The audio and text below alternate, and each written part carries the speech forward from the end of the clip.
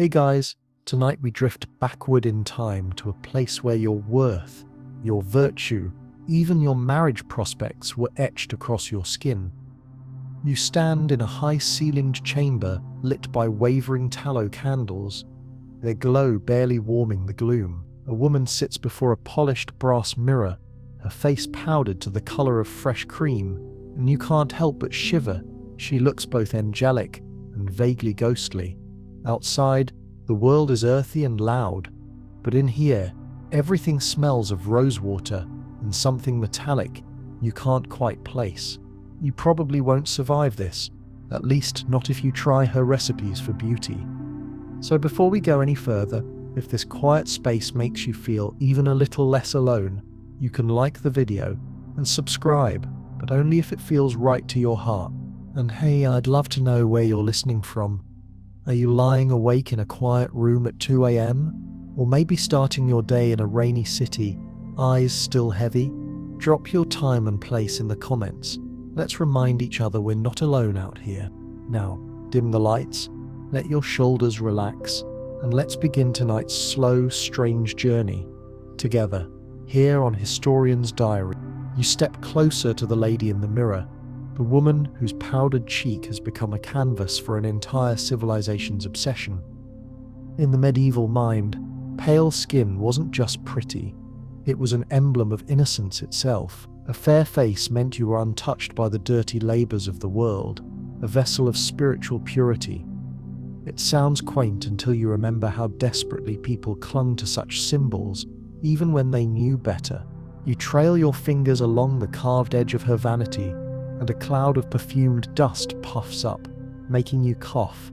This is no modern compact, neatly labeled with expiration dates. No, this is a concoction of ground rice chalk, and if she were especially ambitious, white lead. The paler you looked, the more virtuous you seemed, and in a world racked by war, famine, and plague, any outward sign of goodness was worth cultivating. Picture yourself in a crowded market square, jostled by the press of bodies.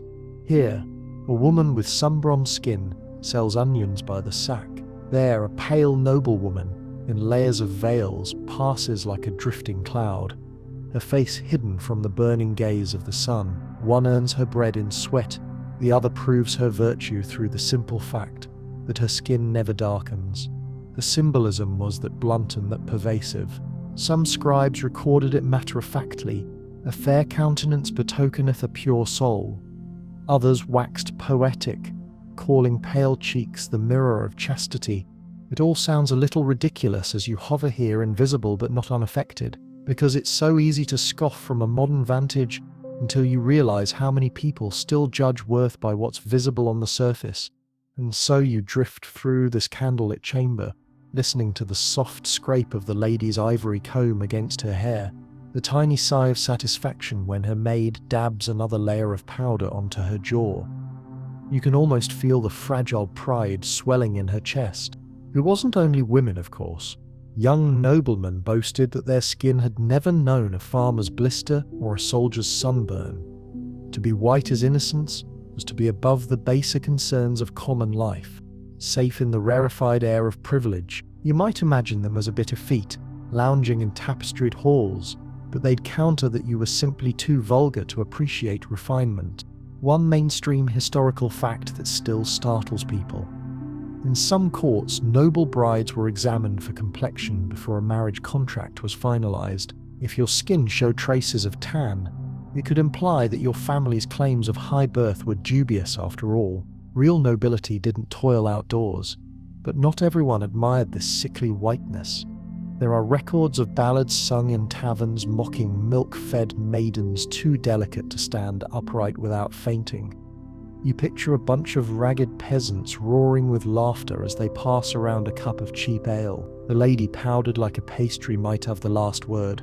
Her family had the land, but for a moment the scorn felt delicious. One of the more fringe tidbits that rarely makes it into textbooks. Some women deliberately nicked their skin and applied vinegar to inflame it, just enough to appear pale and feverish. A brush with mortality was apparently the final flourish to prove your virtue. It's the kind of practice that makes you wonder whether they believed the myth or just feared the consequences of defying it. Historians still argue whether this obsession was truly universal or a clever way for the elite to maintain a visible gulf between themselves and everyone else. Maybe it was both. A little genuine belief, a little convenient strategy. You watch as the lady lifts her chin and studies her reflection. Under the powder, she's probably no different from the onion seller outside, just flesh and bone hoping to be loved. But in this moment, she's something otherworldly, white as innocence, fragile as a late summer moth. You stay there, close enough to see the fine grains of powder drifting from her cheeks each time she breathes. The air feels stale, laced with the sweetness of rose oil and the acrid bite of vinegar. She's not the only one in this manor house willing to risk her health for the promise of pale perfection. Tonight, you're going to discover how far people went, how much they sacrificed to wear a face as white as innocence. In a small cabinet against the far wall, glass vials line up like an army of tiny assassins. Some are filled with chalky sediment, others with clear, oily liquids that shimmer in the candlelight. The most prized among them is labelled simply Venetian Ceruse. It sounds elegant, doesn't it? You almost expect it to smell like lilies and rain. But if you uncorked the bottle, you'd be greeted with a mineral tang, metal, damp stone, and the faint whiff of something poisonous. Venetian Ceruse was the gold standard of medieval whitening creams.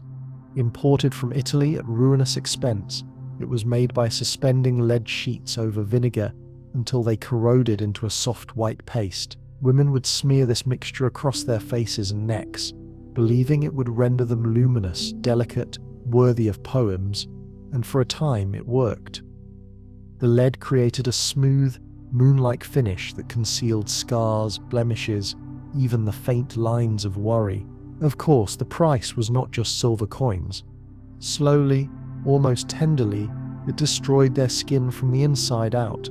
Over weeks and months, the ceruse caused swelling, cracked lips, and oozing sores, so they applied more to cover the damage in a cycle that could end in disfigurement or worse. You imagine the lady in the mirror smiling faintly, unaware or unwilling to care that her beauty regimen was also a slow march toward decay. Even the less lethal recipes had their hazards. One popular formula combined ground white lead with egg whites and vinegar, creating a sort of medieval primer. Another called for powdered bones mixed with honey. It was believed that bones being pale and strong would lend those qualities to the living flesh. You might be tempted to laugh, but look closer. The impulse to find purity in something lifeless is older than any pharmacy. Some apothecaries marketed milder concoctions, claiming their potions were free of poisons. But these safer options often relied on mercury, alum or arsenic, still a chemical gauntlet, just packaged in a prettier jar. One mainstream historical fact: Queen Elizabeth I famously used white lead face paint to maintain her alabaster appearance, which she considered essential to her authority and mystique. She wasn't medieval, strictly speaking, but her example shows how enduring this ideal became. Spanning centuries, borders, and cultures, you hover over a wooden table where a young maid is mixing a fresh batch of whitening cream. She crushes dried lily petals with a pestle, her movements practiced and calm. A wisp of powder drifts toward her nose, and she sneezes violently, nearly dropping the bowl. You wonder if she ever thinks about what will happen when she's older, whether she'll be blamed for every blemish that appears on her lady's skin, because someone must always be blamed. Outside the window, the dawn is creeping across the fields. In that rising light, the paleness these women crave will be both undeniable and grotesque. Up close, you'd see every tiny crack in the painted surface, every place where the skin has rebelled, but in the candlelight it still looks like perfection, like virtue bottled and sold. Few people know. Some manuals recommended applying crushed pearls mixed with vinegar to the face. Pearls were thought to contain the essence of the moon, and the moon of course ruled over all things pale and pure. A face brushed with moon dust. How romantic, how ruinous. You drift past the maid as she begins applying the fresh mixture to her mistress's cheekbones. The lady holds perfectly still, her eyes fixed on her reflection. If you didn't know better, you'd think she was a statue, carved from alabaster. But statues don't need to fear what lies beneath their smooth surfaces. Statues don't wake up coughing blood. As the powder settles into the hollows of her face, you can't help but feel that this ritual is less about beauty and more about control. Controlling how the world perceives you, controlling the stories they'll whisper behind your back. If you can't choose your fate, at least you can choose your mask. And so, each morning, the same dance begins. The jars and vials, the pastes and powders, the trembling hope that today the mask will be enough to keep the truth at bay. You leave them there, in their pale cocoon, and slip through the cold corridors of the manor, because tonight, you know you'll be back. You drift out of the chamber, past the silent rows of jars, and the crumbling recipes, scribbled in cramped Latin, into a narrow hallway that smells of damp plaster and old rushes. Your steps are noiseless, but in this place, you feel watched all the same by portraits of women whose pale faces float out of black backgrounds like moons rising over ink-dark seas. Their eyes follow you, or so it seems, as you pass into a side room where the tools of evading the sun wait in neat, intimidating rows. Here is the next layer of the story. Pale skin wasn't only made in secret mixtures, it was preserved, sometimes obsessively, by physical contraptions and elaborate rituals. You pause beside a stand of parasols, so ornate they look more like ceremonial regalia than practical objects. One is trimmed with a filigree of silver threads that catch the candlelight in delicate glints. Another is covered in a fabric so fine you can almost see through it, but woven densely enough to ward off the touch of sunlight. If you pick it up, and tonight why not, you can feel the weight surprisingly heavy. An entire afternoon of carrying this parasol over your shoulder would leave your arm aching, but a woman of status didn't complain. She would rather suffer sore muscles, or even a fainting spell, than let the sun undo what the lead and pearl dust had accomplished. Sometimes the obsession was built into architecture itself. Certain great houses were designed with covered arcades and screened garden spaces where noble women could walk or sit in filtered light, never risking the darkening of their skin. Historians have found plans for manor houses with hidden passages leading from one wing to another, solely so the ladies of the household could pass unexposed. In parts of medieval Spain and Italy, wealthy women would sew gauzy veils directly into their hoods so that their faces were permanently shielded whenever they stepped outdoors. It sounds like something out of a fairy tale, but it was a very real practice, a testament to how completely paleness was equated with worth. You hover near a row of gloves, some fashioned from fine doveskin, others from embroidered silk lined with linen. Even in midsummer, these gloves were considered essential, not just for the dignity they conveyed, but because any glimpse of tanned knuckles or weather-reddened fingers could undermine a woman's reputation. Remember that somewhere outside these thick walls, peasants work the fields, their skin burnished by days spent in open air. Every sunbeam that fell on them left a record of their toil and their low status, a fringe tidbit that doesn't always make it into the books. In certain regions of France, women of rank carried tiny sunshades mounted on elaborate silver rods, held by servants who walked a precise pace behind them. If the lady moved too quickly, the servant had to jog to keep the shade in place, or risk her employer's delicate complexion. You imagine the absurdity, a noble woman gliding like a pale ghost, while her maid sweated behind her in the full glare of noon. Historians still argue whether these rituals were primarily about beauty, or whether they were an unspoken language of power. Maybe they were both. To appear untouched by the sun was to declare you were above the vulgar business of survival. You were someone who could afford to ignore the weather, to buy protection in the form of silk and silver. You drift closer to a wooden chest carved with vines. Inside lie folded veils in varying shades of cream and white, some so delicate they look as though they'd dissolve if you touched them. Imagine the patience it took to keep them spotless, to lift them carefully over powdered cheeks, to arrange them just so, and imagine the quiet dread that must have filled these rooms whenever a breeze threatened to expose too much. One lady of the English court, records say, wore a mask of soft leather whenever she ventured into the gardens. It was cut with holes only for her eyes and mouth, and she would keep it in place for hours. You can almost feel the clammy heat gathering under the mask, the discomfort slowly rising until it became a kind of penance, all so that no one could accuse her of being too common, too careless, too sun-kissed. These precautions did more than guard complexions. They reinforced hierarchies. To be able to hide from the sun meant you weren't needed in the fields or the kitchen. You were set apart. Even your discomfort was an indulgence, something others would envy. You turn, and in the mirror above the chest, you glimpse your own reflection. Only tonight you're not yourself.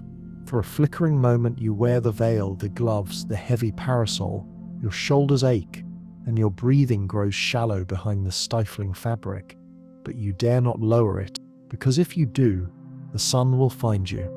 It will brand you as ordinary, and that, in this world, is the only unforgivable sin. You slip away from the veils and parasols, gliding into a vast hall whose tapestries ripple slightly in the breeze.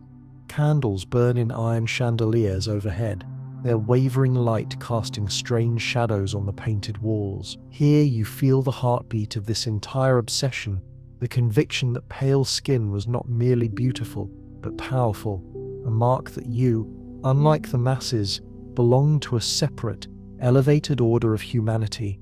Tonight you stand among the portraits of lords and ladies, all rendered in the same ghostly palette, ivory cheeks, thin blue veins delicately traced along their temples, lips as pale as pressed rose petals. You can almost hear them whispering to you, "This is who we are, this is how you know we rule." In 14th century England and France, there were no shortages of sermons and treatises explaining that pale skin signified not only leisure, but moral superiority. Chroniclers wrote solemnly that a noble's pallor reflected a life untainted by coarse labour or vice. It was as if the colour of your face could prove the purity of your soul. You move closer to a portrait of a young knight, his expression stiff with self-importance.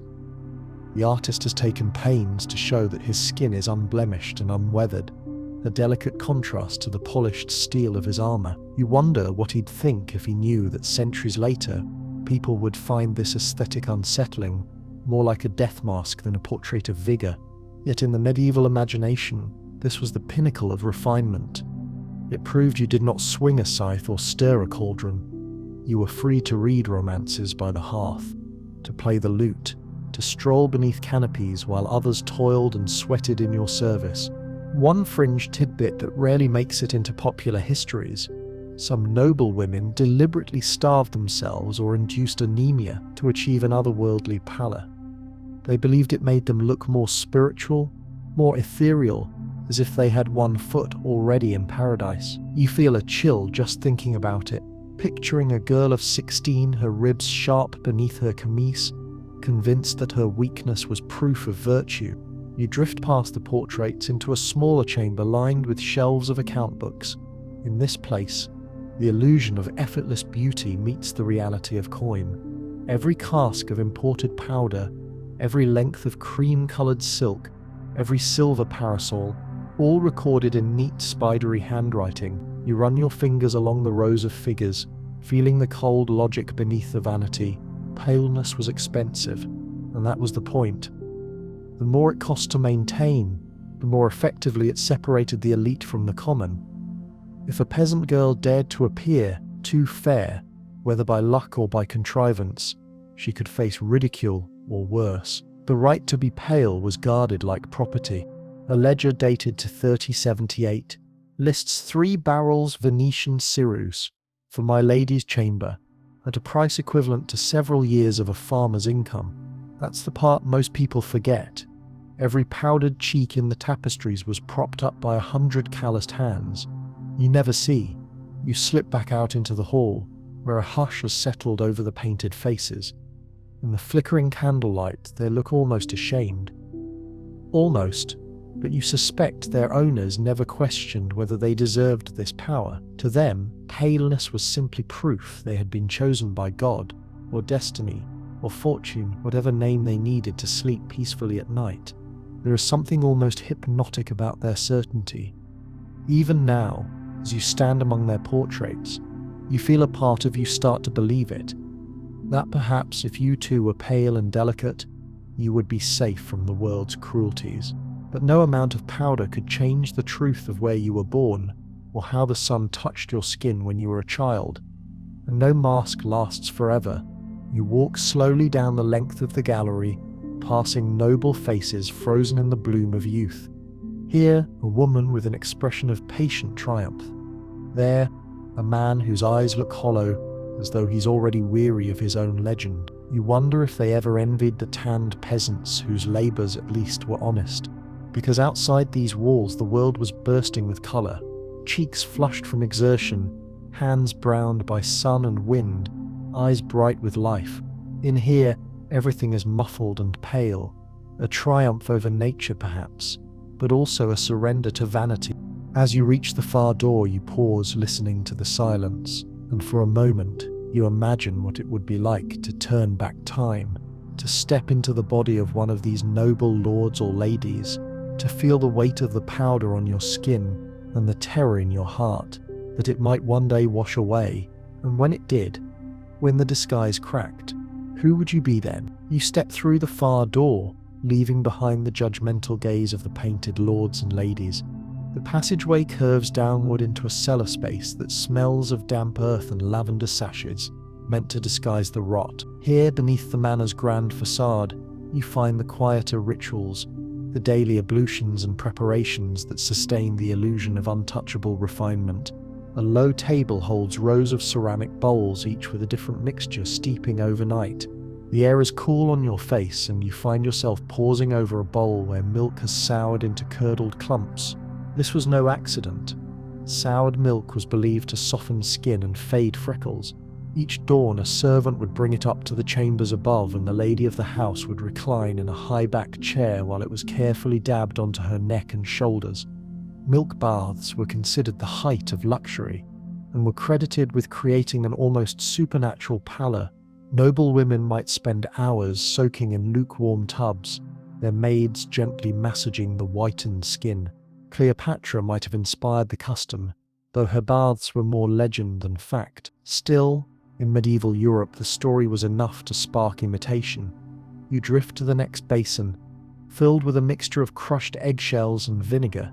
When applied to the face, it dried into a delicate shell that could be flaked off, leaving the skin smoother and a shade lighter, or so it was promised. The smell is sharp, almost metallic, and you suppress a wince imagining it drying across your lips and eyelids. To the medieval mind, there was nothing odd about harnessing the kitchen to manufacture beauty.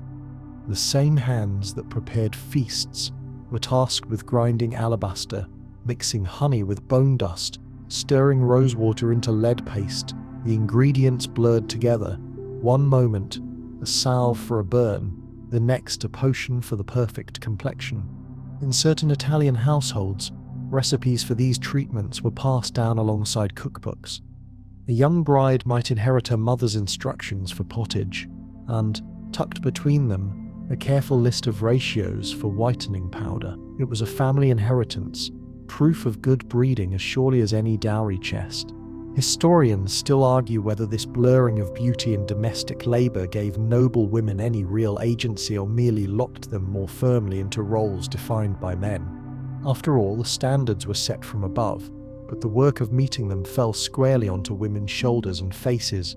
You glide past a wooden rack where folded linen towels exude the mingled scents of mint and old beeswax. On the shelf below sit several shallow dishes of ground minerals, white chalk for a matte finish, powdered alabaster to reflect candlelight, crushed pearls to impart that otherworldly gleam. Each of these substances was treasured, and each could harm the body in ways few understood or dared to speak aloud. Imagine, for a moment, you are that young noblewoman, just 16, sitting in her bath while her maid ladles tepid milk across her chest. The candle wicks hiss and sputter, shadows dancing across the vaulted ceiling. You close your eyes and pretend you don't feel the sting when the vinegar mixture meets a raw patch on your throat. You don't think about how your older cousin coughed blood into her handkerchief for months before anyone admitted it was the leg paint, because in this world, to question the ritual is to question your place. So you lift your chin and let the liquid drip into your hair, reassuring yourself that you are lucky, you are safe. You are among the chosen few who need never toil under the punishing sun. One ledger propped in the corner lists an entire month's worth of cosmetic supplies ordered from London, 6 pounds of Venetian cerers, 2 barrels of imported rosewater, 20 ounces of ground alabaster, and a smaller cask of ox bile, believed to strip away any lingering tan. The expense was staggering, enough to feed a village for a season, but what is money when weighed against reputation? You drift onward to a small chest bound in brass, its lock etched with a tiny lily. Inside, wrapped in silk, are several lumps of beeswax mixed with crushed herbs. When warmed between the palms, the paste could be applied to the cheeks to create a pearly sheen. It was less caustic than ceruse, but no less prized. A note pinned to the lid, written in an elegant hand, warns that the mixture must never be left in the heat, or it will spoil. You can almost hear the panic if that were to happen. The scurrying servants, the furious mistress, the whispered blame. In this house, beauty was a shared enterprise and a shared burden. One of the stranger recipes, folded neatly at the bottom, details a night mask combining egg whites, honey, and powdered white marble. According to the notes, it was to be spread thick across the face before sleep, drying into a crust so tight it could leave bruises. In the morning, the lady would flake it away, revealing a paler, tighter skin beneath. Imagine waking in the dark hours, your face stiff and throbbing, afraid to move, and yet you would do it again the next night. Because each new dawn brought judgment from family, from suitors, from rivals, eager to pounce on any sign of decline. You drift back up the narrow stairs, passing the shelves of basins and folded towels. For a moment you imagine all the other cellars across Europe, where milk curdles and eggshells dissolve in vinegar, where women's bodies are tested by rituals their ancestors never questioned.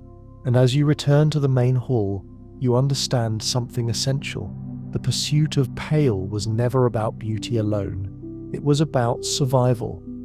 To be pale was to be recognized, protected, admired. To be pale was to be, in a way, untouchable, so long as you didn't look too closely at what the powders were doing to the flesh beneath.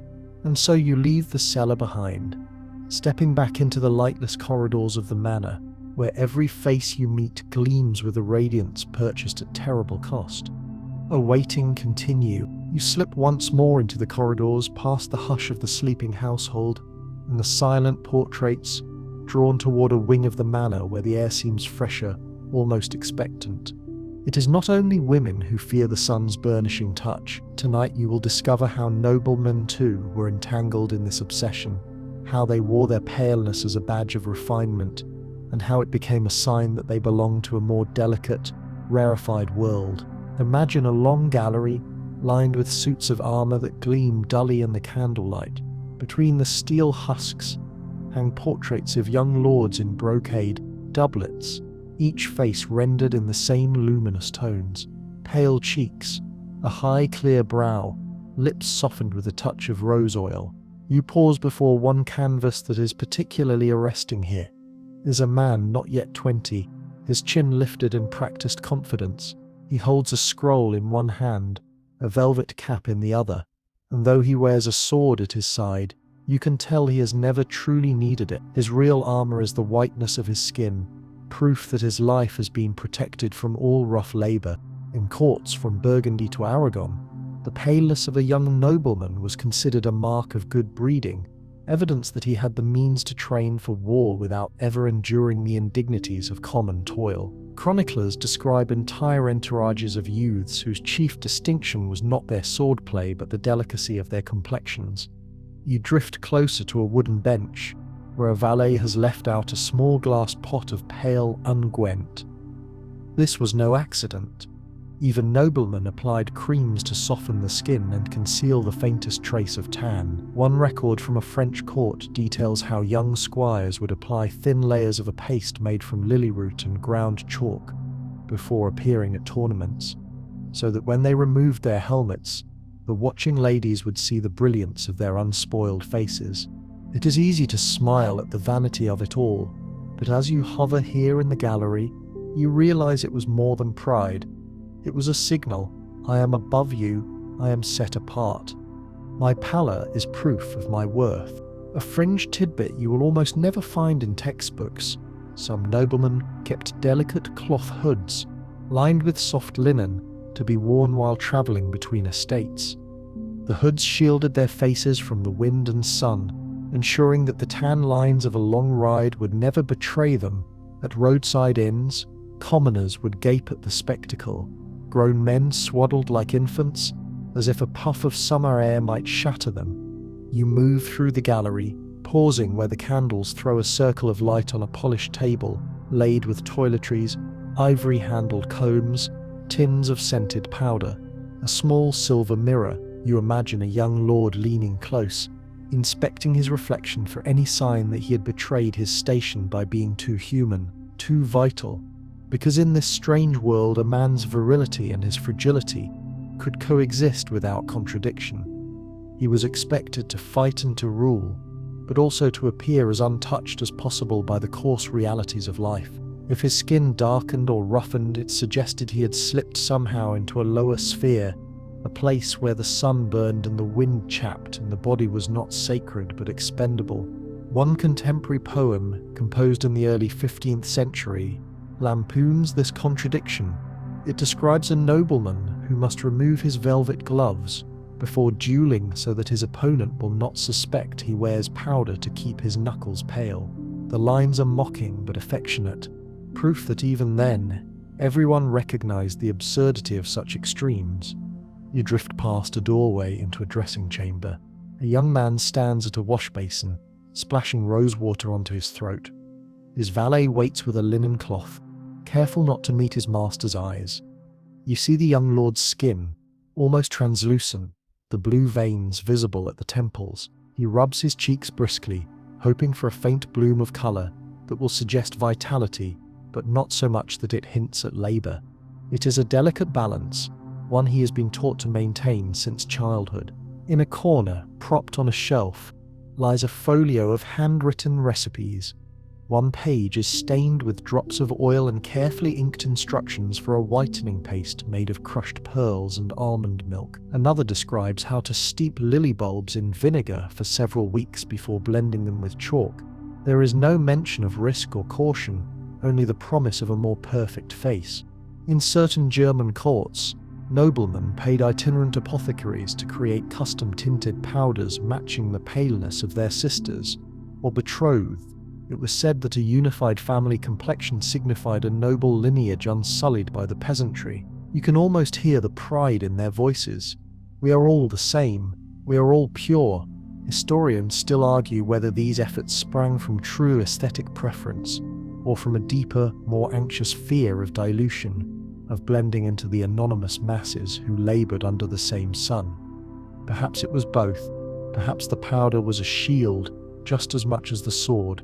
You watch the young man dab a final layer of cream along his jaw. He examines himself in the mirror, his expression both satisfied and faintly terrified. Because he knows that no matter how perfect his face appears tonight, tomorrow it will need to be done again, and the next day, and the next. You slip back into the gallery, leaving him to his private ritual. As you pass the portraits of men whose lives were measured in tournaments and treaties, you sense the fragile pride that underpinned all this whiteness. For them, to be pale was to claim a place in a world where every birthright could be questioned, every title contested. And so you understand, the pursuit of paleness among men was not a footnote to the story. It was woven into the very fabric of aristocratic identity. To be delicate was to be noble. To be untouched was to be unassailable. And if a man sometimes felt the longing to stand bareheaded in the sun, to feel the heat on his skin, and forget all this powder and pretense, well, That was a longing he would never voice aloud. You leave the hush of the gallery behind, drifting toward a narrower corridor that leads to the servants' wing. As you pass beneath a low arch, the air changes, warmer, tinged with the smells of yeast and straw, less perfumed than the rest of the manor. Here, the contrast between those who could afford their pallor and those who labored under the sun is stark and unvarnished. You don't have to look far to see how darker skin became the dividing line between privilege and poverty, a boundary marked on every visible inch of flesh. Picture it, a kitchen crowded with women in coarse linen dresses, their forearms tanned by years of carrying firewood and kneading bread. A boy with sun-browned cheeks hauls a sack of flour twice his size. No one here bothers with ceruse or lily paste. They have neither the money nor the pretense for such luxuries. And yet in the quiet corners of this manor, and countless others, some still dream of being pale. One mainstream historical fact. In medieval Europe, a fair complexion was so powerfully associated with nobility that in some cities, guild regulations prohibited apprentices and servants from wearing certain face powders, lest they be mistaken for their betters. The very idea that a commoner could masquerade as an aristocrat by simply whitening their face was considered both laughable and dangerous. You slip closer to a long trestle table where two young maids work side by side, sorting sprigs of rosemary into neat piles. One of them glances over her shoulder toward the doorway that leads back to the great hall. Her skin is a warm golden brown, and there is a wistfulness in her eyes you recognize immediately, a hunger to be seen as something other than a body built for labor. Her friend nudges her gently, murmuring a joke you can't quite catch. They laugh, the sound bright and unguarded, a moment of solidarity in a world that never quite lets them forget their place. But when their laughter fades, you can see the weight settle back onto their shoulders. You hover by a shelf crowded with jars of pickled vegetables, where a folded scrap of parchment has been wedged between two crocks. Someone has scribbled a list of ingredients: chalk, vinegar, egg whites, a pinch of white clay, a recipe hidden in the most unassuming place for a homemade whitening paste, a fringe tidbit. While official records are full of scorn for peasants who dared to imitate noble fashions, household inventories sometimes reveal small purchases of cheaper powders, often marked only as necessary sundries. It was understood that even among the servants, there were those willing to risk their wages and sometimes their health for the dream of a fairer face. Historians still argue whether these yearnings were seeded by envy or by the simple human desire to belong. Maybe they were born of both, a recognition that the line dividing low birth from high was drawn right across the cheekbones, and that a little powder might blur it if only for an evening. You drift past a low bench where a laundress mends a torn hem, her fingers moving with a practiced grace. Her skin is the color of toasted grain. If she walked through the halls above without her cap and apron, she would be instantly marked as an outsider, no matter what she wore. You can almost hear the comments that would follow her. Too dark, too rough, not one of us. But in the servants' quarters, no one pretends this division is just. They've seen too many noble women collapse in swoons from the heat they themselves endure every day. They've seen the pale powder cake into the cracks of aging faces. They've scrubbed the bloodstains and the vomit from the carpets, when the poisons used to create that delicate pallor finally take their toll.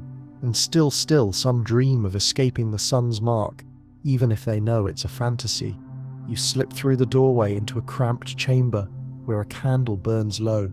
A young woman sits at a small table, a chipped mirror propped before her. She dips her fingers into a cracked pot and smears a thin layer of chalky paste across her cheekbones. You can see her hesitate, her eyes flicking to the door, as if half expecting discovery. Tonight, she is not a scullery maid. She is a lady in waiting, a noble bride, someone whose worth can't be measured by the stains on her hands. And though she knows the paste will be gone by dawn, the illusion gives her strength.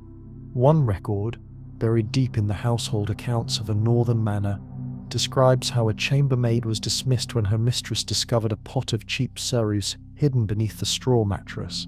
The notation is curt, dismissed for insolence. No mention of the quiet desperation that must have driven her to try. Historians still argue whether these small acts of imitation were a form of rebellion or surrender, whether they challenged the social order or merely reinforced it by acknowledging its power. You suspect the truth is both. Every pale face, whether born or made, was part of the same machinery of hierarchy.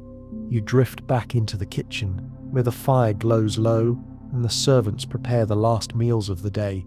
For a moment, no one is pretending. Their hands and faces are dark with honest work, their voices rising in weary camaraderie. And yet, even here, you sense the longing for recognition, for a gentler life, for a skin that would grant them the right to be treated with dignity. Perhaps that is the most enduring cruelty, that the standard of beauty was never merely about beauty at all. It was about who deserved to be seen as fully human and who did not. And as you leave the warmth of the servant's wing behind, you carry with you the quiet ache of those who never had the luxury of paleness, except in dreams. You leave behind the storeroom with its secret cargoes, stepping into a smaller passage that winds toward the private chambers. The air grows warmer here, scented with tallow smoke and the faint sweetness of dried lavender. It is late, but a low fire still glows behind a carved screen, illuminating a chamber where a young woman kneels before a polished mirror. You recognize her instantly, one of the countless noble daughters whose entire future rests on the delicate illusion of her beauty. Her maid stands behind her, carefully unpacking a set of glass jars. As you drift closer, you see the girl's hands tremble as she picks up a tiny pot of powder, unscrewing the lid with the same reverence you might show a holy relic. You watch her touch the pad of her finger to the white dust and dab it along her cheekbone. It is a practiced gesture, but tonight her eyes are bright with something that looks like fear. She knows, everyone knows, there are cautionary tales. One mainstream historical fact. Throughout Europe, stories circulated of noble women who damaged their health so badly with ceruse and other corrosive preparations that their skin peeled away in strips. Some lost hair and teeth. A few died outright of lead poison. These were whispered warnings, passed along by maids and apothecaries, but rarely spoken aloud in public. It was safer to pretend the danger didn't exist. You hover near the girl as she works, your gaze drawn to a thin scar along her jaw, a reminder that even she, so carefully sheltered, has already paid a price for her pallor.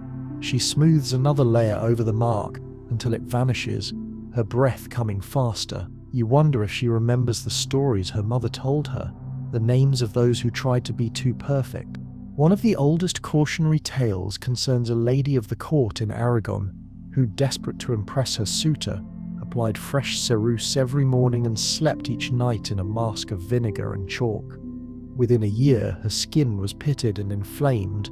Another year, and she had begun to lose her sight. When she died, the household whispered that she'd been punished for vanity, though everyone knew it was the poison she wore on her skin.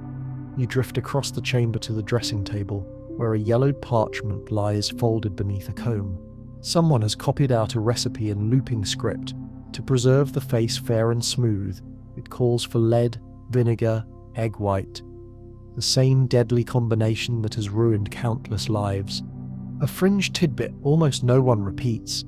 In some noble households, servants were required to taste test cosmetic preparations before their mistresses used them. It was supposed to be a safeguard, but in reality, it simply spread the danger. More than one maid fell ill from a single dab of paste, meant to create that coveted, ghastly glow. Historians still argue whether these tragedies were seen as personal failings or as cautionary evidence that vanity could never be trusted. Perhaps both. They became morality tales wielded to reinforce a woman's submission to the standards of her family and her class. Even in death, their pale faces were proof that they had been willing to sacrifice everything for an ideal. You watch the girl set aside her powder and pick up a small silver spoon. She dips it into a jar of thick cream and spreads it across her temples, whispering a prayer you can't quite hear. For a moment her eyes close, and you sense that she is imagining herself transformed, delicate, radiant, invulnerable, but you know the truth. This is not armor, it is surrender. In the corner of the room stands a wooden chest, its lid propped open to reveal a collection of faded love letters and a single, curling ribbon. You can feel the longing in this space, the desperate hope that someone, somewhere will see past the powder to the person beneath. But in this world, such hopes rarely survive the light of day. A ledger tucked beside the chest lists household expenditures, 2 measures Cerus de Venecia, 3 jars rosewater, 1 pound ground oyster shell. The sums are staggering, but no more so than the casual cruelty that demanded them. You drift back to the mirror, where the girl studies her reflection with haunted eyes. You see her searching for reassurance in the whiteness she has crafted, searching for proof that she is worthy of love, of safety, of respect. You wish you could tell her that none of it is real, a fringe tidbit you cannot forget. In some regions, it was believed that a woman whose skin had grown too pale might be close to death itself, so a faint flush was sometimes encouraged. Not too much, never enough to hint at labor, but just enough to suggest she still belonged among the living. A dab of vermilion on the lips, a trace of carmine on the cheeks, the fine line between beauty and decay. Historians still argue whether these cautionary tales truly dissuaded anyone, or simply became another layer of the ritual, another reason to pity the pale, even as you envied them. As you watch the girl stand and smooth her skirts, you realize how many have walked this same path, toward a standard that could never be met, toward a perfection that destroyed as often as it dazzled. And as you follow her out into the corridor, you understand why these stories endure, because the pursuit of pale was always a kind of tragedy, one that played out behind closed doors in whispered prayers and hidden scars, in the quiet terror that one day the mask would slip, and everyone would see what lay beneath. You slip back through the hush of the great hall, past the portraits and the cold marble floors, until you come to a door banded in iron. It opens not into a chamber of wealth, but into a storeroom crowded with crates, jars, and padded caskets. The air smells of spices and something sharper, an undercurrent of bitterness you can't quite name. Here, in this quiet place, you find the hidden arteries that fed Europe's appetite for pale perfection, the trade routes that ferried powders, pastes, and perfumes from distant lands to the noble houses that craved them. If you step closer, you can read the wax seals pressed into the tops of the caskets, some from Venice, others from Constantinople, Alexandria, even as far as the ports of India. The trade in whitening agents was vast and lucrative, part of the same networks that carried silk, sugar, and gemstones. You run your hand along the cool wood, imagining the months each crate spent on creaking ships, the men who died hauling them across mountains, the fortunes made and lost along the way. Venetian merchants in the late Middle Ages became renowned for their high-grade cerus, marketed as the purest and most effective whitening agent money could buy. It was so prized that counterfeiters sprang up in other ports, selling cheaper chalk as Venetian white, cheating eager buyers who could not tell the difference. In a corner of the storeroom, a clerk sits hunched over a ledger, his quill scratching out neat columns of figures. You watch as he tallies the costs, each jar of imported powder worth more than a common labourer's yearly wage. There is no irony here, no acknowledgement that the wealth amassed by these trades often came from the very toil that darkened the skins of those who could never afford the product. You pass a shelf lined with tall glass jars sealed with wax. One contains a milky fluid labelled aqua alba, a preparation distilled from vinegar, lead filings, and rosewater.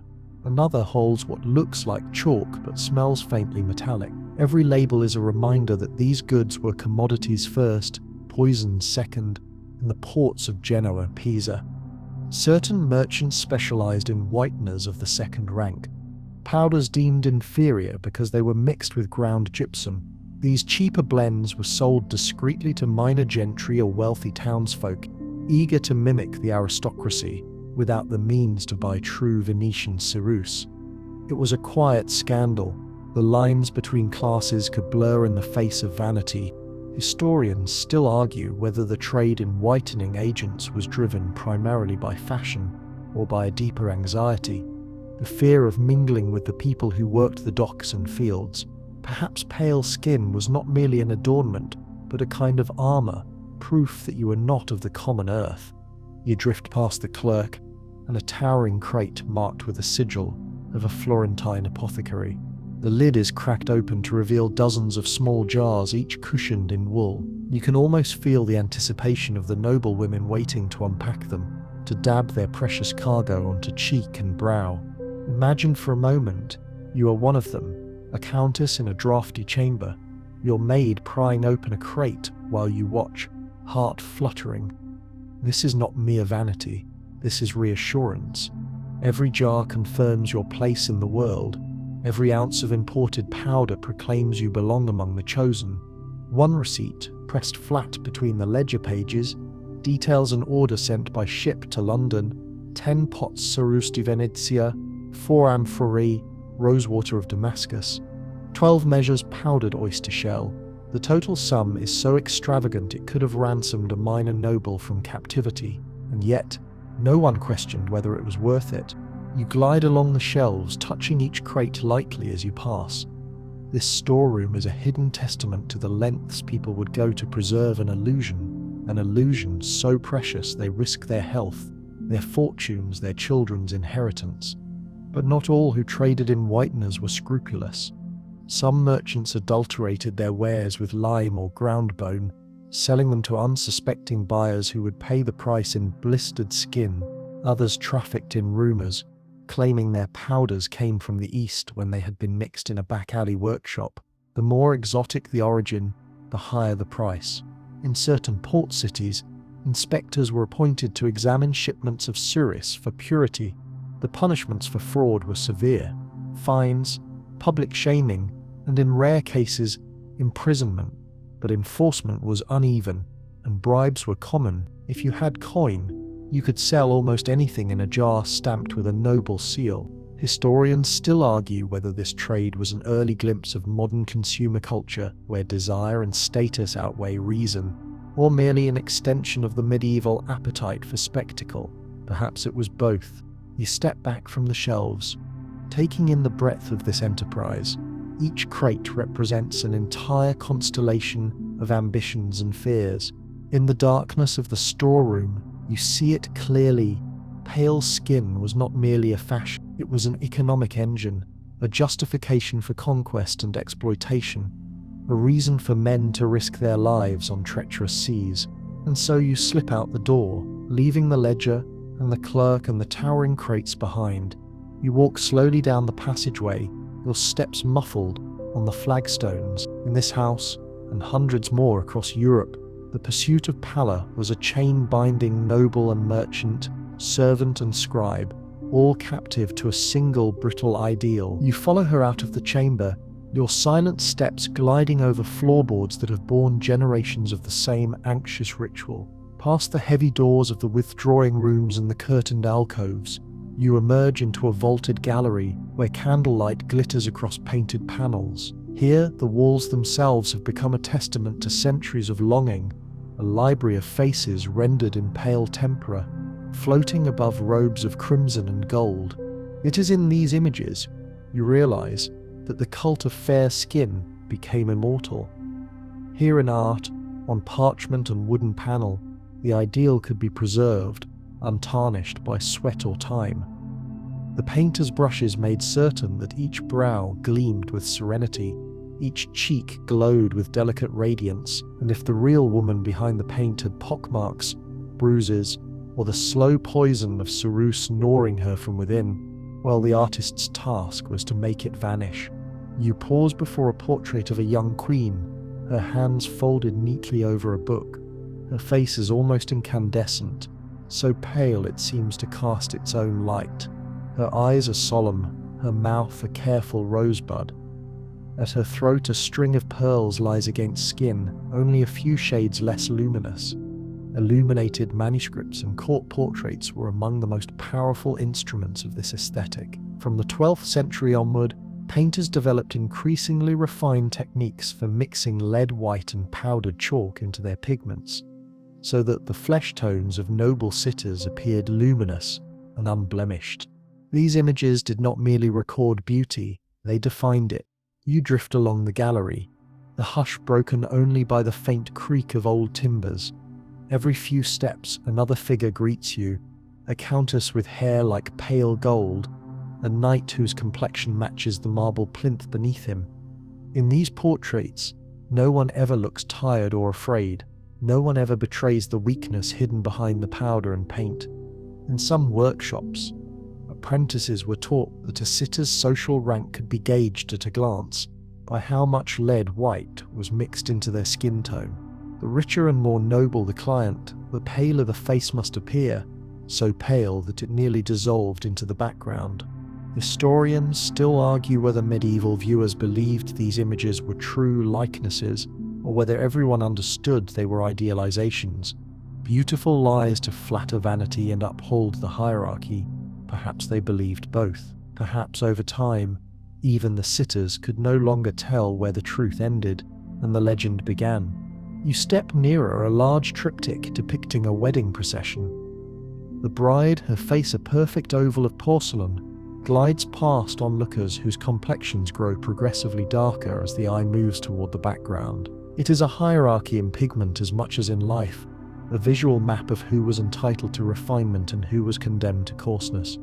Somewhere in this painted throng, you spot a figure with a face more shadow than light, a maid clutching a basket of blossoms.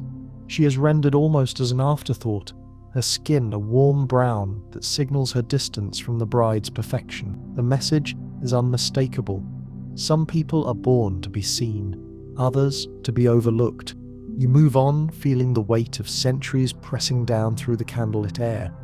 These images are not simply decoration, they are the codex from which generations learned how to measure a woman's worth. By the evenness of her skin, the absence of any sign that she had ever toiled, ever aged, ever truly lived. One inventory record from a Flemish abbey describes how monks illuminated devotional books with figures of the Virgin, whose faces were built up in layer after layer of pale wash, each more delicate than the last. Even holiness itself was rendered in the language of whiteness. Few artists experimented with using powdered alabaster, mixed into gesso to achieve an almost luminescent underpainting. The result was a spectral glow that in candlelight made the sitter's face seem unearthly. In some courts this effect was prized above all others, proof that your bloodline was nearer to the angels than to the ploughman.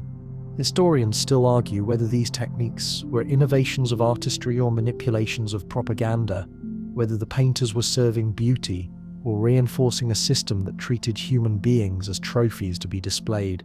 You come to the final panel in the gallery, a mother and daughter seated side by side, their hands intertwined. The mother's face is grave, almost forbidding. The daughter's expression is softer, uncertain, but in their identical pallor, you see a single message repeated across the generations. This is what you must become. This is how you will be judged. You imagine the painter stepping back from his easel, squinting at the unfinished canvas. Perhaps he wonders whether he has added too much white, whether he has erased too much humanity in pursuit of an ideal no one can ever sustain. But in the end, he lifts his brush again. There is no other way to paint them. You linger a moment longer, studying the faces that look back at you. They are perfect, they are hollow, and you feel an ache in your chest that is hard to name. Because you understand, at last, how thoroughly this aesthetic of pallor was woven into every strand of medieval life, into commerce and marriage, faith and fear. These images were not only about beauty, they were about reassuring everyone who looked at them that the world was exactly as it should be, with pale faces on the thrones and darker ones bending to serve. And as you drift out of the gallery, the candles winking out behind you, you wonder if any of them ever wished to step down from their plinths and be merely human, imperfect and unremarkable, free to stand in the sun without shame. You leave behind the hush of the gallery, your steps whispering down a narrower passage where tapestries give way to plain whitewash walls. Here you find the rooms where the stewards and lesser clerks conduct their business, where the nobility seldom bother to tread. In this simpler part of the manor, the air is a little less perfumed, the floors a little more scuffed, and yet even here, the cult of pallor casts its long shadow. Because outside these walls, beyond the moat and the pale stone gatehouse, ordinary folk have begun to take notice, and not all of them approve. You step through a side door that leads into a modest hall, where a group of servants and tradesmen gather around the last embers of a cooking fire. A pitcher of weak ale passes from hand to hand, and their laughter rises, coarse and unguarded. This is the world the portraits pretend doesn't exist, the world of peasant resentment. Ballads and folk rhymes mocking the pale elite were sung in taverns and marketplaces across Europe. Some were little more than lewd jests, but others carried a sharper edge, songs that named the nobility as parasites who starved themselves for the sake of looking too fine to work. You drift closer to the fire, listening as an older woman with a face lined by sun and years recounts a story about a lady of the manor who fainted dead away when a stable hand splashed mud on her silk shoes. The circle roars with laughter. One of the men leans forward to add that he saw her, days later, gliding across the courtyard with a white paste smeared so thick on her face it cracked when she blinked. Their amusement is not simply mockery. It is a kind of revenge, a way to strike back at a system that demands deference from people whose labor feeds it. You feel the heat of the fire on your cheek and the chill of their anger in your bones. In some villages, local festivals included skits where a lady whiteface, a comic villain, would be chased around the square by children waving bundles of nettles, symbolizing the stings of reality catching up to her pretensions. These performances were bawdy, often rude, but they allowed common folk to speak the truth in a form no lord or lady could punish outright. Historians still argue whether such mockery was a genuine challenge to the social order or simply a safety valve, an opportunity for peasants to vent frustrations while ultimately leaving the hierarchy intact. You slip among them as the conversation shifts. A young man in a rough-wool tunic says quietly that his sweetheart saved for months to buy a scrap of whitening powder from a peddler. When she used it, her skin turned blotchy and raw. She wept for days, certain no one would ever look at her kindly again. The laughter dies, replaced by a hush that feels almost guilty, because even those who mock the pale elite sometimes yearn to imitate them, to be seen as finer, cleaner, closer to the unreachable world behind the manor walls. You sense the confusion in this room, resentment and envy tangled together so tightly that neither can be teased apart. One record, tucked away in a merchant's account book, describes a brisk trade in cheap powders sold to villagers, adulterated with chalk and lime, sometimes coloured with ground bone to simulate the good stuff from Venice. Buyers knew they were being cheated, but bought them anyway. The illusion was worth the risk. In the low taverns of London and Paris, sellers hawked instant whiteners, said to make a peasant's face fair in a single night. The concoctions were usually little more than caustic lye mixed with crushed oyster shell. Some burned the skin so badly they left scars that never healed. Whether these dangerous imitations represented aspiration or desperation, perhaps both, perhaps every jar of powder was a wager that a paler face would unlock a kinder world. You drift back toward the hearth as the older woman lifts her cup. Her voice, hoarse with age and smoke, says what none of the portraits ever dared to admit. What good is a white face if there's nothing in your belly? The others nod, murmuring their agreement. For them, the hardships of life leave no room for such fragile vanities. But even here, in this circle of calloused hands and brown cheeks, you feel how powerful the myth remains. It glimmers in the stories they tell, in the regret behind the jokes, in the hush that falls when someone dares to wish they too could be seen as fine. You slip out the doorway, leaving them to their fire and their songs. The corridor beyond feels colder, as if the building itself disapproves of these common voices. You walk slowly past storerooms and closets where rough linen sheets are folded in neat stacks, past the simple tools that keep this manor running. Everywhere you look, you see proof that the pursuit of paleness was never only the concern of the rich. It was a mirror in which the poor glimpsed a different version of themselves, one they could never quite touch. As you climb the narrow stairs back toward the chambers of the elite, you think of all the faces you have seen tonight, the powdered and the plain, the proud and the bitter, each marked in some way by the same relentless ideal. And you realize that in the end, the pale face was a promise no one could fulfill without losing something precious, whether it was health, dignity, or the simple peace of knowing that you belonged in your own skin. You ascend the narrow stair, your passing no more substantial than a drift of candle smoke, and come at last to the highest part of the manor. Here the air changes, cooler, scented with beeswax and the faint resinous tang of incense. This is the domain of the devout, the quiet rooms where nuns and widowed noblewomen gather to pray, to read, and without ever saying it aloud, to be seen in the final season of their lives as paragons of piety. Tonight you stand at the threshold of a small chapel, its walls hung with embroidered banners so pale they seem spun from moonlight. A single lamp burns in a silver bracket, casting a watery glow across the worn flagstones. You pass inside, where the hush is so deep it feels like the air itself has stopped moving. Here, paleness has been recast, not as a sign of wealth or idleness, but of holy renunciation. You glide past a row of wooden stalls, each draped with a pale woolen cloak. The figures within, nuns in their linen wimples, faces wan from fasting, sit in perfect stillness. One of them lifts her gaze to the crucifix, and you see, just for an instant, a glimmer of something more human than serenity, fatigue perhaps, or the old ache of remembered vanity.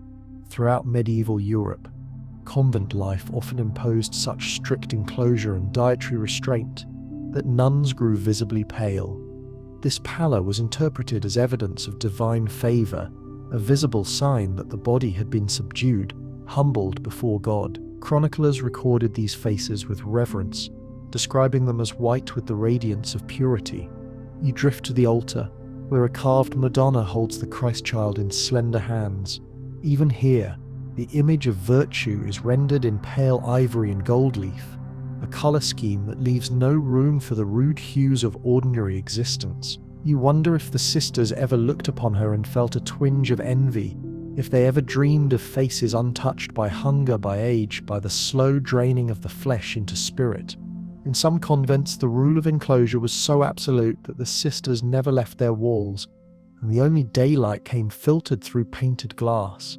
Over years, their skin took on a translucent pallor that inspired both awe and unease in the rare visitors who glimpsed them. To outsiders, they seemed less like women than like wraiths in white veils.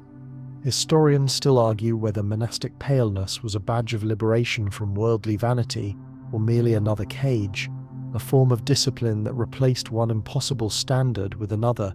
Perhaps it was both. Perhaps it was easier to surrender the body entirely than to spend a lifetime trying to perfect it. You move slowly past the stalls. One young nun kneels at a prie-dieu, her eyes closed. In her folded hands, you see a rosary worn smooth by years of anxious prayer. Her skin glows in the lamplight with the same fragile luster you have seen in noble women, but hers was not bought with ceruse. It was earned with hunger, with silence, with the refusal of all earthly comforts.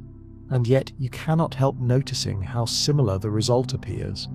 A face stripped of color, a body pared down to essentials, a presence that seems only half alive. You wonder if the ideal of pallor was ever truly about virtue at all, or if it was always, in some unspoken way, a sign that a woman had ceased to belong to herself. One record, preserved in a convent's chronicle, describes how a visiting bishop praised the sisters' saintly whiteness, proclaiming it proof of their unworldly grace. He did not note that half of them were ill from malnutrition. He did not see, or chose not to see, the swelling of joints, the brittle hair, the slow wasting of bodies too long deprived. In certain Cistercian communities, Nuns prepared a salve of powdered iris root and vinegar to treat skin irritations caused by fasting. Though officially a remedy, it also served to bleach the skin a little whiter. Some used it sparingly, others, in private, applied it every night, coaxing their complexions toward a shade they believed was closest to God. Historians still argue whether these practices were embraced by the women themselves or imposed by abbesses eager to preserve the convent's reputation for holiness. The chronicles are silent on that question, leaving behind only traces, recipes scribbled in margins, fragments of letters, the faint perfume of dried herbs lingering on old parchment. You drift past a narrow bench where a novice sleeps, curled under a coarse blanket, her face turned toward the wall. Even in sleep, her skin is unnaturally pale, the hollows of her cheeks like bruises. You feel the faintest stirring of sorrow, because you know she is not so different from the girl you watched dabbing ceruse onto her jaw, or the peasant woman who dreamed of being noticed just once. All of them have been bound, in one way or another, to the same ideal, a body emptied of earthiness, a life measured in degrees of whiteness. And though the sisters here would deny any kinship with the vanities of the world beyond their walls, you suspect the boundary is thinner than they imagine. A white face was always a kind of currency, whether traded for marriage or for the promise of eternal reward. You pass once more along the aisle, feeling the hush deepen around you. In the small choir loft, a candle guttering low casts flickering shadows over a manuscript propped open on the lectern. You can just make out the rubric, ad perfectionem, animi et corporis, toward the perfection of soul and body. But tonight you cannot help wondering whether any perfection was ever possible in this world, whether pallor, however earned, was simply another burden, one more proof that a woman's worth could never be separated from her appearance. And as you slip out into the corridor, you glance back one last time at the silent nuns and their fragile, luminous faces. You do not judge them, you only wish they could have believed their humanity was enough. You leave the hush of the chapel behind, slipping back into corridors where the air warms again, rich with the mingled scents of beeswax and old linen. In this part of the manor, doors stand closed against the night, each marked with a carved shield or painted crest, signs that behind them lie the private apartments of the household's highest rank. But even here, where no one would openly admit it, the pursuit of pale beauty was not simply a matter of personal vanity. It was an issue regulated by law itself. You drift into a long gallery lined with cabinets, where parchment rolls rest side by side, sealed with wax. These are the sumptuary laws, rules decreed by kings and parliaments to control what people could wear, eat, and display, and by extension how they might alter the very color of their skin. One mainstream historical fact: in many medieval kingdoms, sumptuary laws explicitly restricted who could buy certain grades of cosmetic powders. It was illegal for the wives and daughters of merchants or artisans to use imported ceruse or to wear veils of the finest silk. Only noble households, those whose lineage entitled them to certain privileges, were permitted to flaunt the highest refinements of appearance. You pause before a cabinet whose open drawer reveals a register of fines. A clerk's steady hand has recorded each offence. For wearing Venetian white unpermitted, 6 shillings. For exceeding the allotted width of a linen veil, 12 pence. The penalties could ruin a household's savings in an instant. In parts of northern Italy, it was decreed that any woman found whitening her visage beyond her station could be publicly named in the town square, her shame proclaimed before neighbours and kin. The record does not say how often this punishment was carried out, but you imagine the terror it had inspired. Historians still argue whether these regulations were primarily moralistic, designed to restrain vanity, or simply a way to shore up the fragile boundaries between classes. You suspect it was both. To the ruling elite, nothing was more threatening than the possibility that anyone, however lowly born, might pass herself off as one of them with a bit of cunning and a jar of white paste. You drift past the register into a smaller chamber, where an elderly steward dozes over a ledger. The candle beside him has burned low, and the wax has puddled across the ink. but you can still make out a list of licensed vendors. Only merchants granted royal charters could import certain cosmetics, and each sale was noted here, line by line. It is strange to see beauty reduced to accountancy columns of quantities and shillings, the tally of an obsession. In the corner of the chamber stands a tall chest bound with iron. You slip closer, feeling the chill that clings to its hinges. When you lift the lid, you find a stack of proclamations printed in black letter type. One forbids any woman not of gentle birth to affect the appearance of noble complexion. Another decrees that if such a woman were married, her husband too would pay a fine for allowing her presumption. You imagine the impact these proclamations had in a village where the lines of hierarchy were both visible and merciless. A miller's daughter who dared to lighten her skin might lose her chance at a respectable match. A merchant's wife might be denounced by a jealous rival, all while the great ladies of the manor could flaunt their powdered faces without question. One record tells of a wealthy widow fined twice in a single year for wearing Venetian ceruse. The chronicler notes dryly that the fines did not dissuade her, and that she continued to appear in public as pale as any duchess. You feel a flicker of admiration, small defiance in a world determined to keep her in her place. In some towns, special officers called visitors of the sumptuary laws were empowered to enter houses without notice, to inspect wardrobes and cosmetic supplies.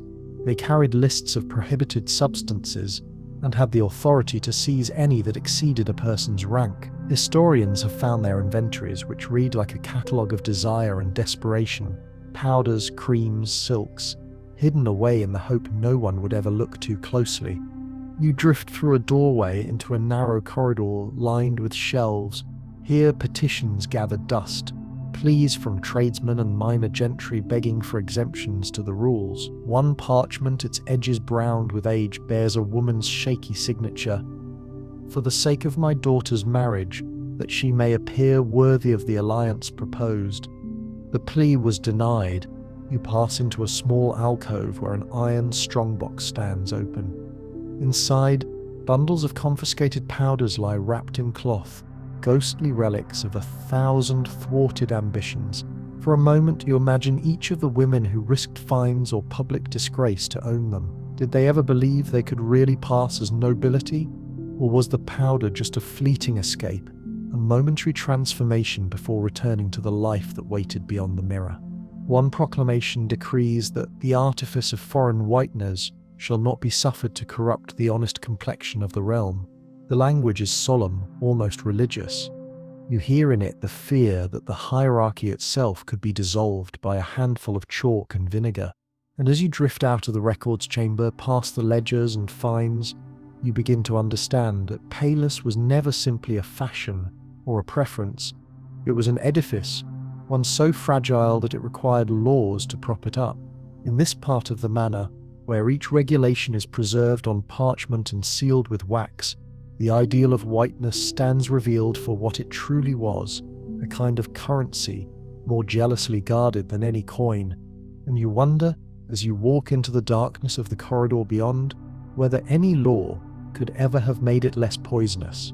You move past the locked strongbox and the yellowed proclamations, your silent steps carrying you into a narrower passage that climbs toward the tower chambers. Here the air grows quieter, tinged with the faint resinous perfume of old vellum and beeswax candles guttering in iron sconces. As you ascend, you feel a different kind of gravity gathering, a hush that is not merely reverence but longing.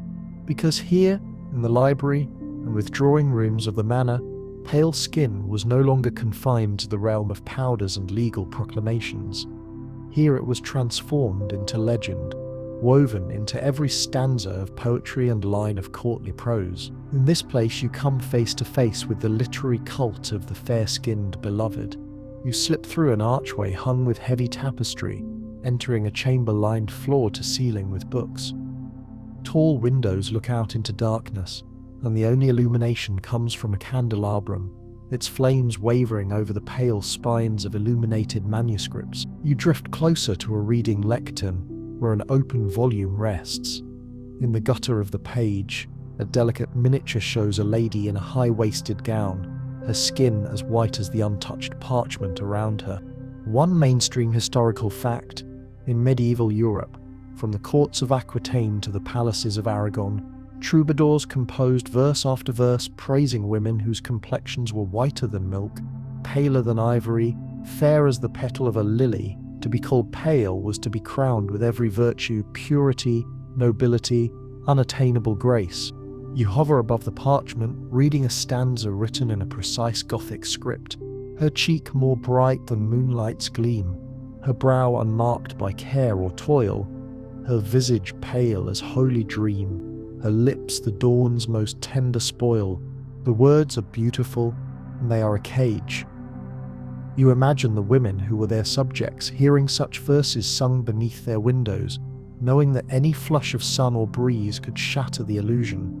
In some courts, poets were paid not only for the quality of their rhymes, but for the subtlety with which they could compare a lady's pallor to rare substances, white jasper, crystal, the first frost of winter.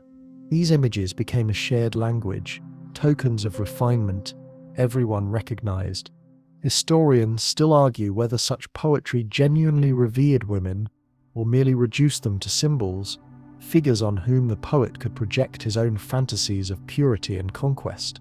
You suspect both were true. Each stanza was a declaration of devotion and a claim of ownership, as if to say, "I alone can name you, I alone see your worth." You move among the lecterns and writing tables, your gaze catching on scraps of parchment and folded letters.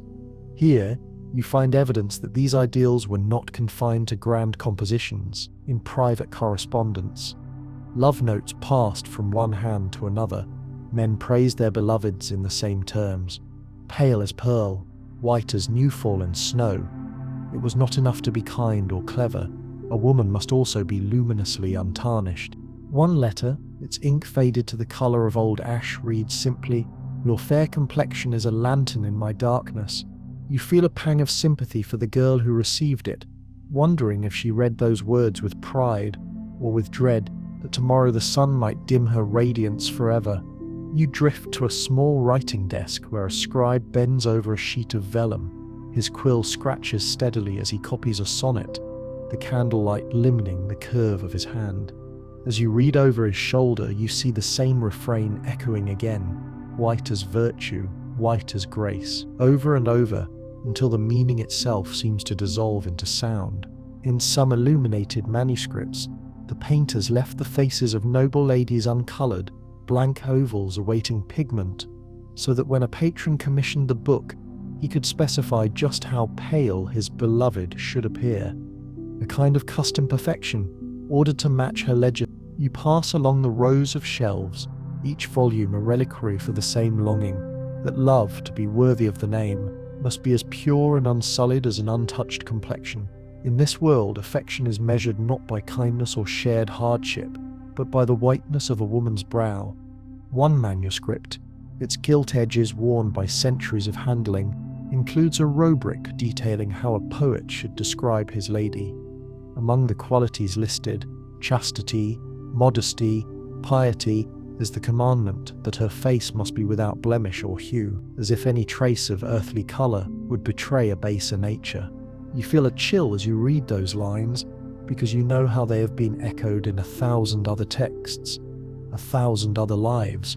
The cult of the pale beloved was not an ornament of medieval culture, it was one of its foundations. You drift to the window and look out into the darkness beyond the glass. Somewhere far below, peasants are still labouring by torchlight, their skin darkened by honest work. You wonder if they ever think of these verses, if they hear the songs drifting down from the manor and feel only scorn, or something closer to yearning, because in the end, the ideal of pallor was not content to stay behind closed doors or within the covers of books. It crept outward, seeding envy and self-doubt wherever it went. Even in places where no troubadour ever set foot, the refrain remained the same: to be worthy of love, you must be white. As you slip from the library into the corridor, you feel the hush deepen behind you, and you carry with you the knowledge that these words, beautiful, poisonous, were more enduring than any cosmetic. They taught generations how to see and how to measure themselves against an impossible standard. You leave the library's hush behind, descending the steps as the candles recede into darkness. Each tread of the stair seems to carry you deeper into the marrow of the old house, down to the bedrock where questions no one dares voice have always waited. Here, in this lowest passage, part archive, part crypt, you feel the past pressing close, a place where the echo of every whispered envy, every private shame, every brittle triumph of pale beauty still lingers, and here is where the questions begin to rise like breath from the stones themselves. Was this obsession truly universal? Or was it a fever dream confined to the privileged few who could afford it? You pass through an iron-banded door into a vault of records, the shelves lined with boxes whose labels bear the names of long-dead families. It is a place that remembers everything: marriage contracts and dowry lists, inventories of clothing and cosmetics, receipts for shipments of cerise and almond oil, scrawled petitions begging to be allowed to wear certain fabrics, certain colors. One mainstream historical fact: there is evidence, in account books and letters, that not every region or social stratum embraced the cult of whiteness with equal fervor. In parts of the Low Countries and among some communities in Iberia, tanned skin was not always seen as a mark of inferiority. In coastal towns, a healthy bronze complexion could even be admired, linked to vigor and prosperity. But these views were fragile, always overshadowed by the more powerful ideal that associated pallor with moral and social superiority. You drift between the shelves, your invisible hand trailing over the bindings of leather-bound ledgers. Here is the evidence of ambivalence. Entries that record purchases of costly powders followed, a season later, by payments to physicians for treating the sores those powders caused. Letters in which mothers warned daughters to be cautious with whitening pastes, even as they enclosed a fresh jar in the parcel. A fringe tidbit: some noble women, weary of the toll Surus took on their health, commissioned portraits that depicted them paler than they were in life, so they could abandon the daily poison while still appearing immaculate in paint. In a sense, they chose an illusion of an illusion. Historians still argue whether the pursuit of pale skin was truly an iron law of medieval femininity, or an affectation of the elite, an aspiration that trickled downward but was never fully embraced by the majority. One scholar calls it a cult of fragile difference, a way for the nobility to set themselves apart in a world where wealth and power were always contested. Another describes it as a collective delusion, a fantasy that consumed both the highborn and those who served them. You pass an open chest filled with folded letters. Some are confessions, women writing to their confessors that they had succumbed to vanity, that they had risked their health to look more worthy. Others are sharper, resentful, daughters complaining that they were forced to wear the masks of whiteness, whether they wished it or not. One parchment, its ink blurred by tears, reads, "I do not know if I am fair enough. My mother says I must be whiter if I wish to marry well, but my husband says I look like a corpse. I do not know whom to please." You feel the ache of it, centuries old but as raw as any wound. You drift further down the aisle. In the hush, you hear the unspoken debates that haunted households across Europe. What price would you pay for acceptance? What would you give up to appear worthy? And would you ever feel, in your secret heart, that you had won? In one box, you find a ledger from a Florentine merchant who sold whitening powders.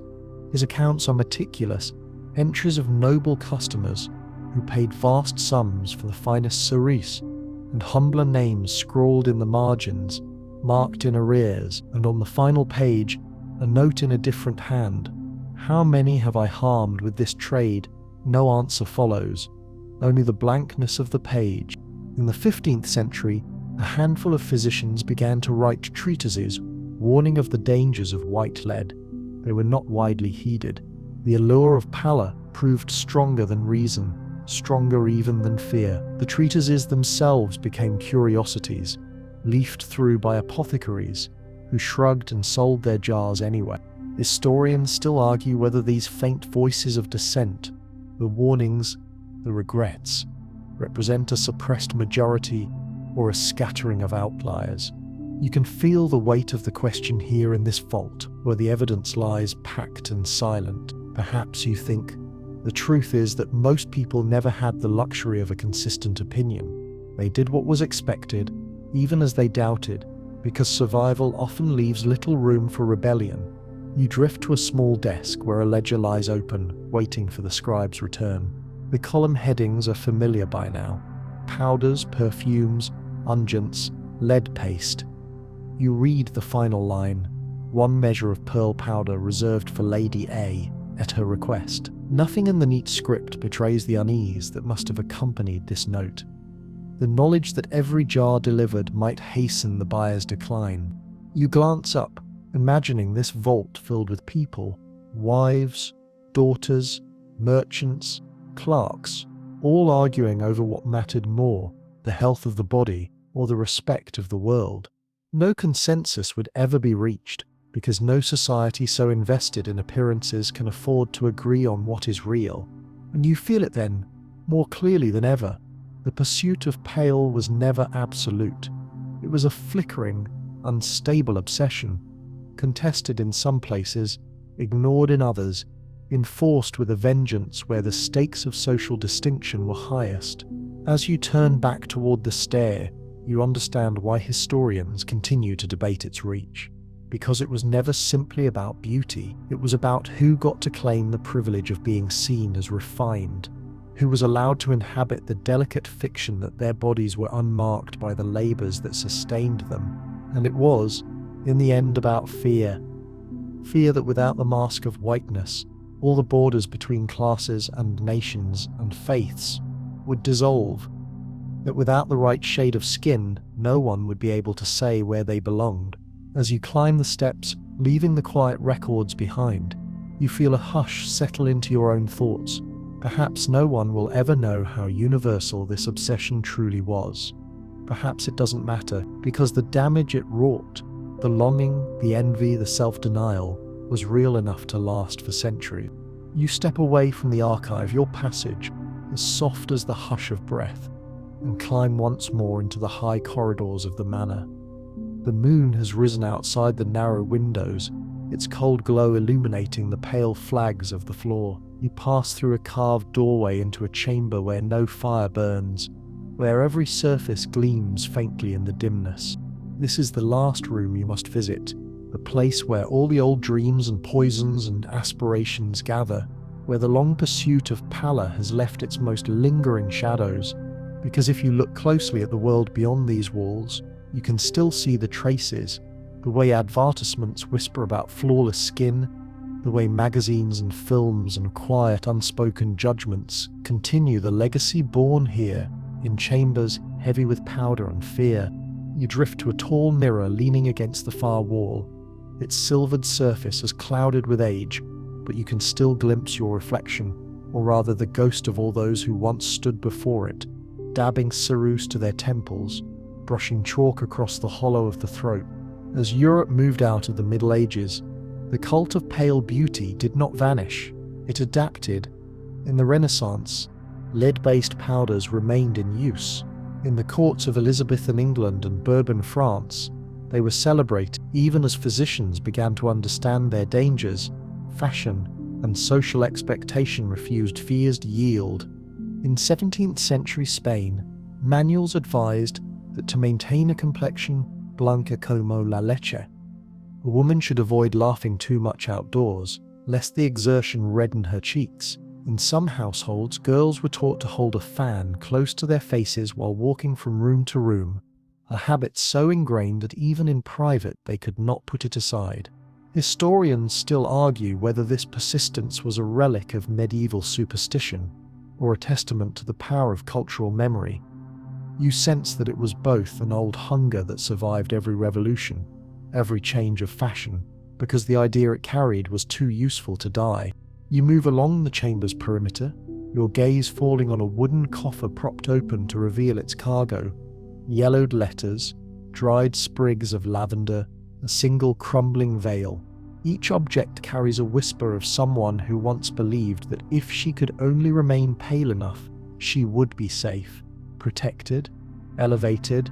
You cannot help imagining all the hands that tied that veil, all the faces that bent over those letters, hearts fluttering with hope that a husband, a suitor, a rival would look upon them and see not merely a person, but a symbol of something finer. One scrap of parchment bears a poem so worn by fingers that the ink has blurred to shadows, but you can still read a few lines. White as mercy, white as frost, all else forsaken, all else lost.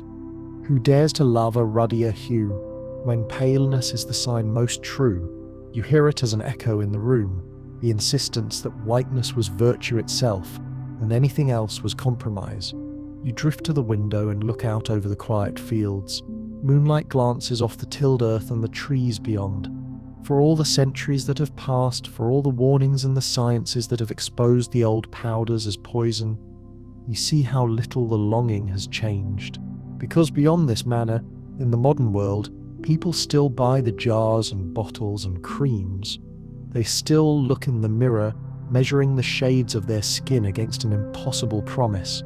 They still feel that tug at the heart, the small whisper, if I could only be paler, perhaps then I would be enough.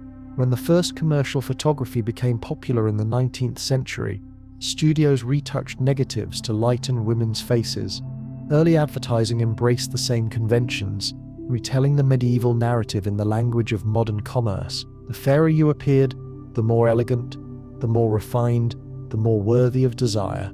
Historians still argue whether these modern echoes are a true inheritance of the medieval obsession, or merely a parallel evolution of human insecurity.